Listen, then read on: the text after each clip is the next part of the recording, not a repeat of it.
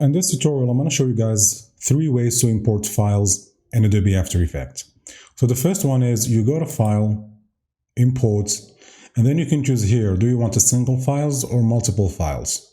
I'm going to click on multiple files. It's going to open, and then you will find the documents that contains all your files. Select them all like this, and then import.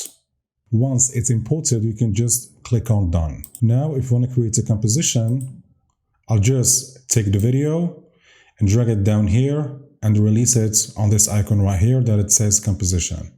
Now I'm going to Control-Command-Z to undo everything. And the second method will be to just double click on this area where it says projects.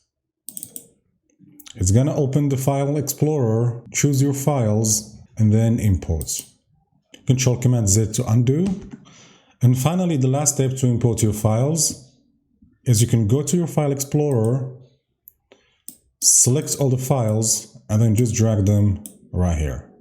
Okay? Now, one thing you should keep in mind is that you don't want to create a new composition before you import the files, because you have to know the frame rates and the resolution of the video you're going to be working with. Even though there's people open After Effects and then create everything inside, like animation and stuff like this, but After Effects is also made for post-production, so when you're working with videos, this is the best way to do it, okay?